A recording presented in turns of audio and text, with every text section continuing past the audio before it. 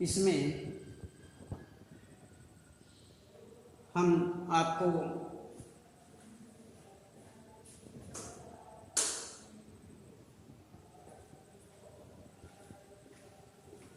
सूरदास के पद,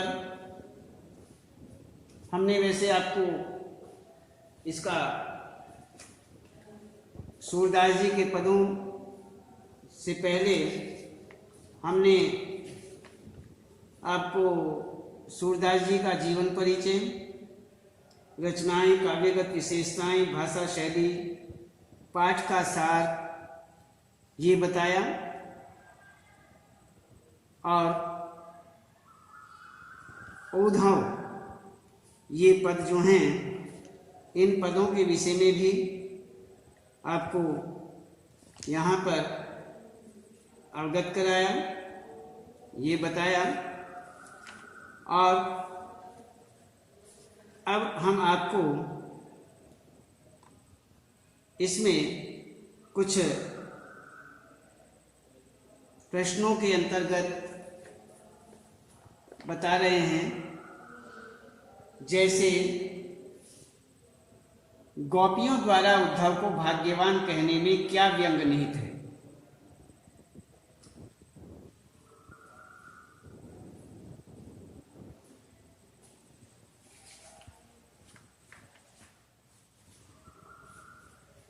इसमें इस प्रकार से यह कहना उचित ही है। तो हम ये देखते हैं कि गोपियों द्वारा उद्धव को भाग्यवान,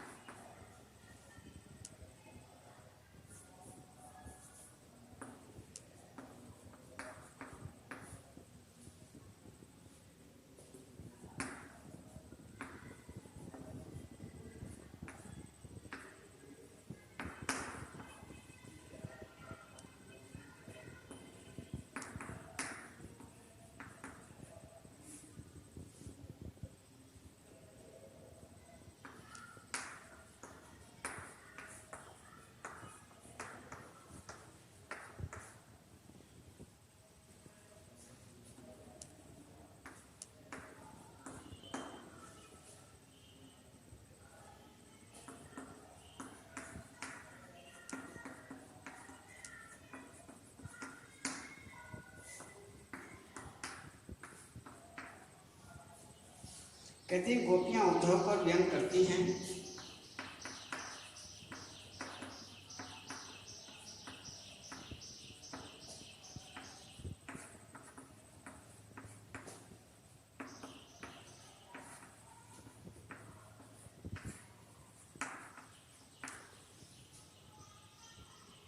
कि तुम्हारे भाग्य की कैसी विडंबना है।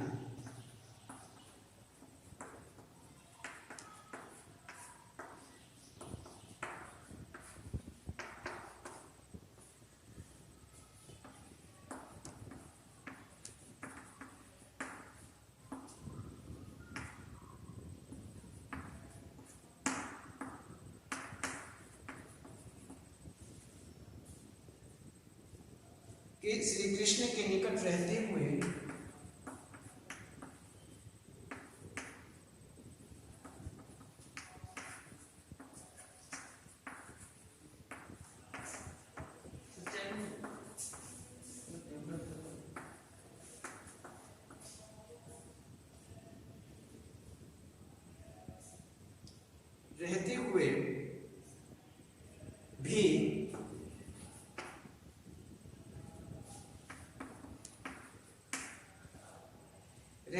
भी तुम प्रेम से वंचित रहे।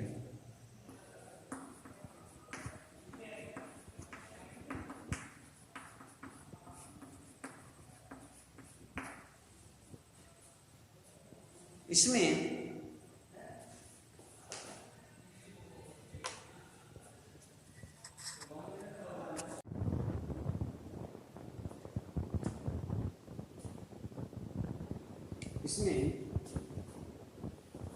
हमने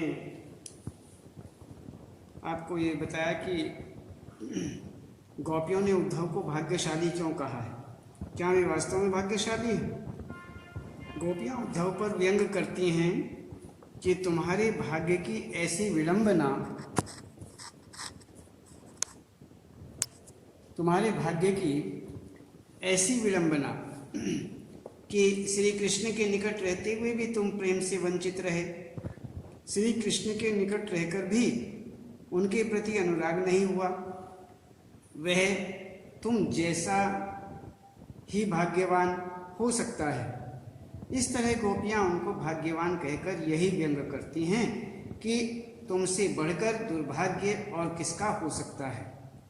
अब इसके बाद में दूसरा, उद्धव के व्यवहार की तुलना किस किस से की गई है। तो इसमें किस से की गई है ये आपको बता रहे हैं कि इसमें कहा है कि उद्धव के व्यवहार की पहली तुलना ऐसे कमल पत्र से की गई है जो पानी में रहते हुए भी पानी से गीला नहीं होता। उद्धव की दूसरी तुलना तेल से युक्त ऐसे घड़े से की गई है जो जल में डुबोने पर भी पानी से नहीं भीगता। तो इस प्रकार से यहाँ ये तुलना की गई है। अब आगे बताते हैं।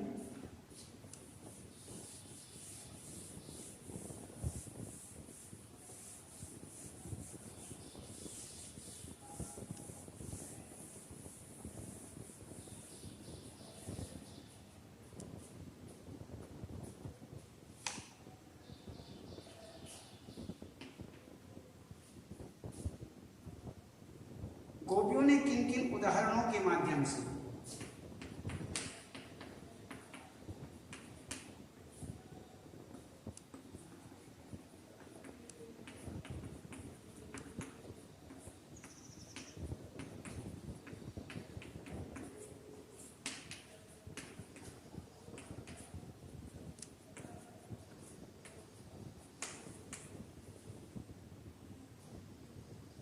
उद्धव को उड़ाने दिए।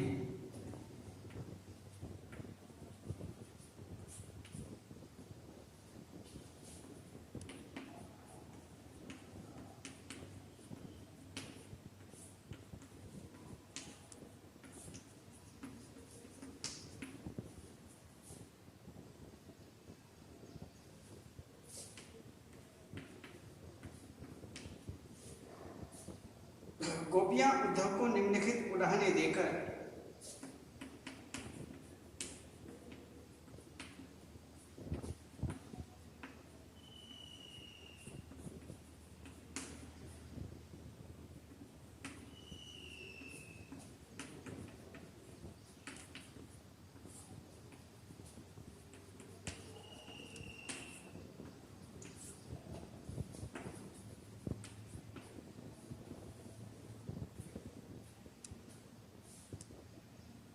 उनको आहत करती हैं।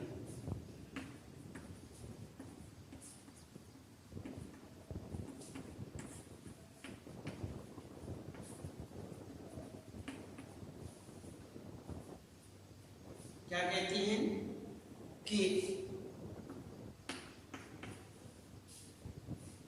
हम गोपियां तुम्हारी तरह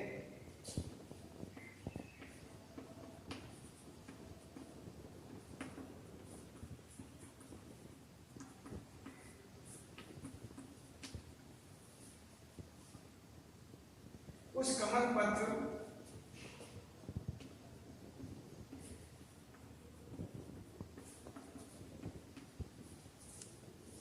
तथा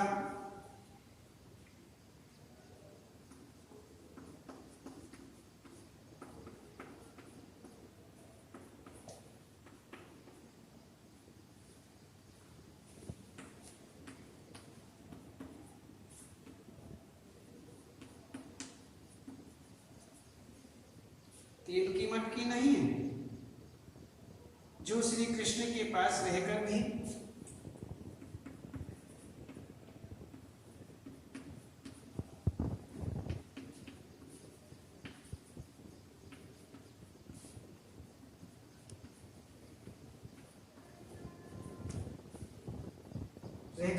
उनके प्रेम से अछूती रह सके।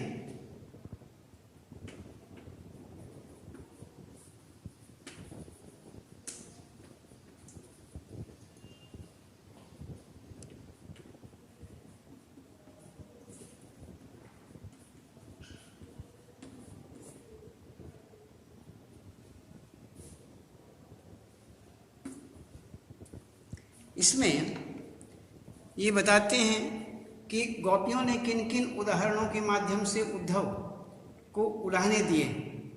तो गोपियां उद्धव को निम्नलिखित उलाहने देकर उनको आहत करती हैं।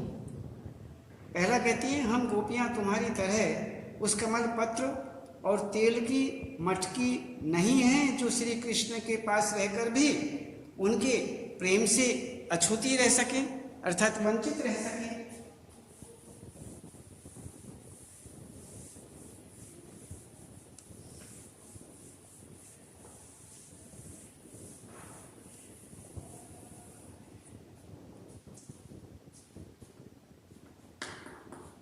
दूसरा, हम तुम्हारी तरह निष्ठुर नहीं हैं।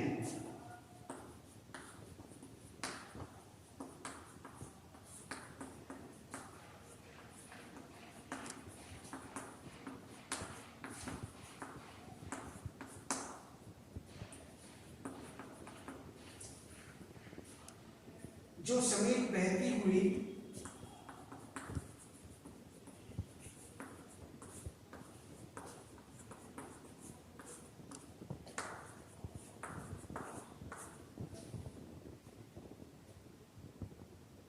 प्रेम नदी का स्पर्श तक भी न करें।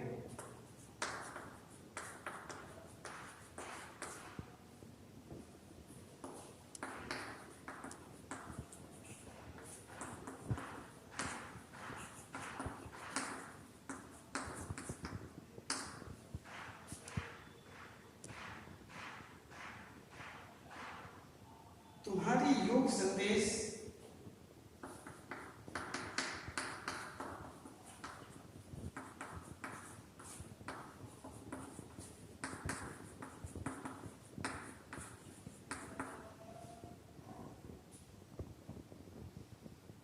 हम गोपियों के लिए उपयुक्त नहीं है।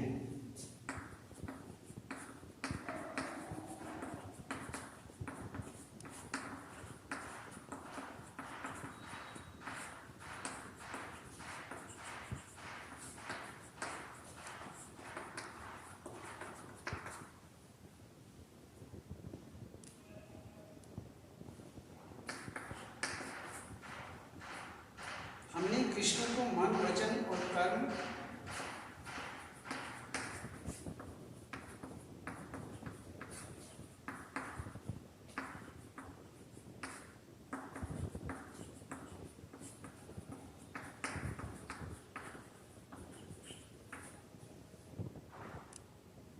कर्म से हारी की लकड़ी की तरह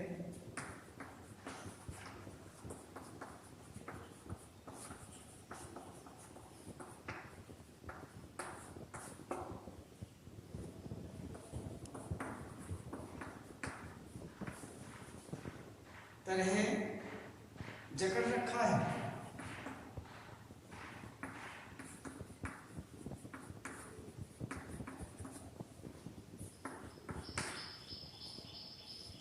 हमें योग संदेश कड़वी ककड़ी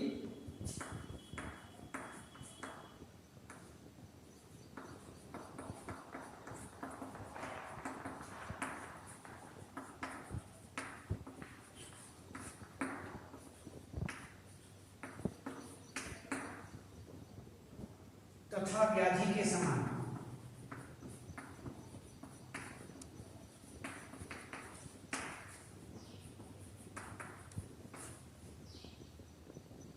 प्रतीत हो रहा है।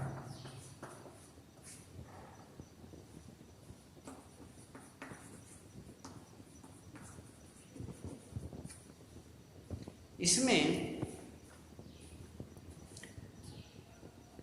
पहला हम आपको बता चुके हैं कि हम गोपियां तुम्हारी तरह उस कमल पत्र और तेल की मटकी नहीं है जो श्री कृष्ण के पास रहकर भी उनके प्रेम से अछूती रह सकें। आगे कहते हैं कि हम तुम्हारी तरह निष्ठुर नहीं हैं जो समीप बहती हुई प्रेम नदी का स्पर्श तक भी न करें। आगे कहते हैं तुम्हारी योग संदेश हम गोपियों के लिए उपयुक्त नहीं है। चौथा, हमने कृष्ण को मन वचन और कर्म से हारिल की लकड़ी की तरह जकड़ रखा है। आगे हमें योग संदेश कड़वी ककड़ी तथा व्याधि के समान प्रतीत हो रहा है, इसलिए हम कभी भी इस योग संदेश को अपनाने वाले नहीं हैं। तो इस प्रकार से ये जो हैं इन माध्यमों से ये उलाहना दे रहे हैं।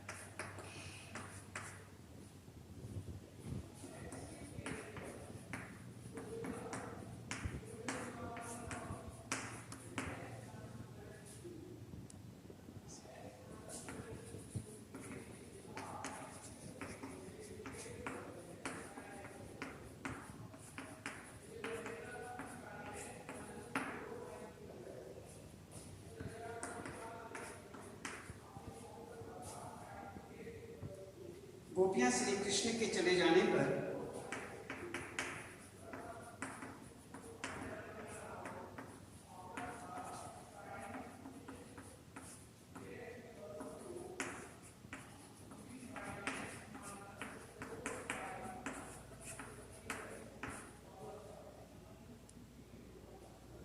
उनसे अपने मन की प्रेम भावना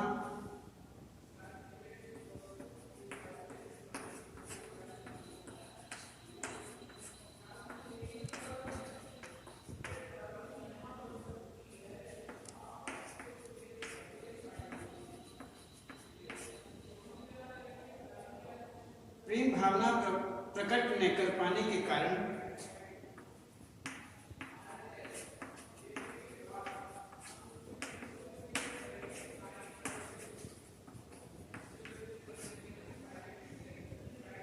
विराग्नि में पहले से ही दर्द हो रही थी।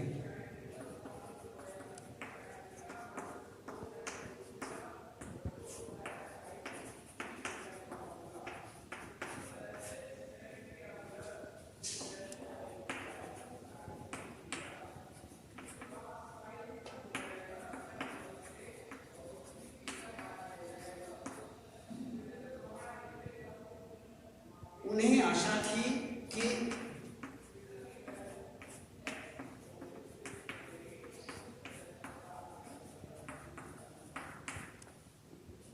श्री कृष्ण लौटकर आएंगे।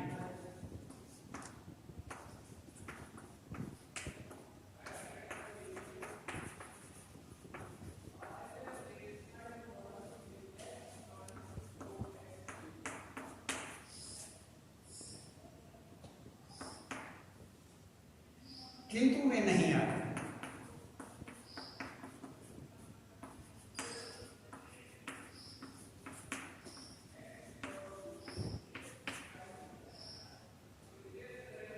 जब उनका योग संदेश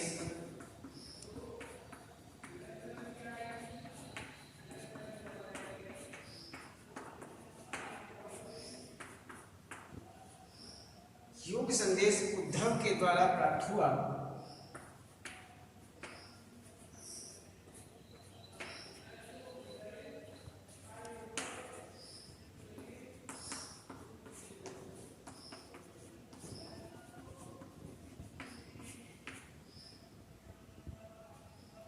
तो उनकी विरहाग्नि और तीव्रतर हो गई।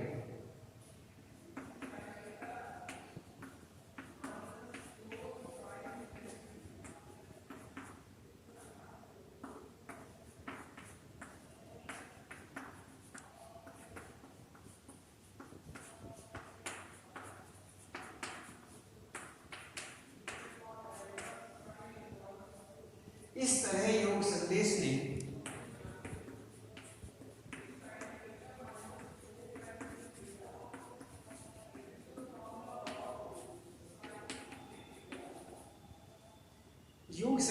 विरहाग्नि में घी का काम किया।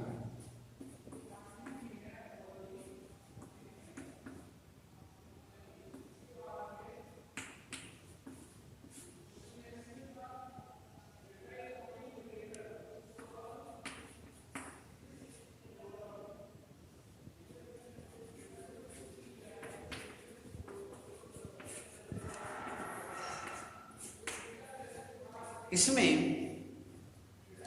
उद्धव द्वारा दिए गए योग के संदेश ने गोपियों की विरहाग्नि में घी का काम कैसे किया।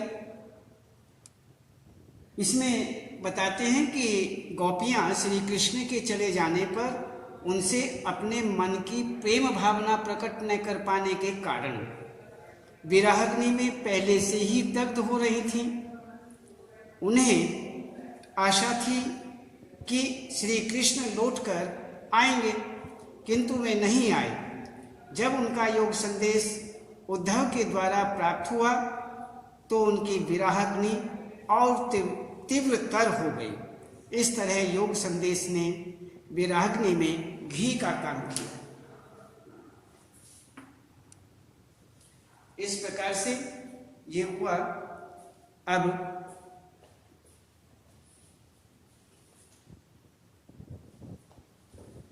आज केवल इतना ही और कल बताएं।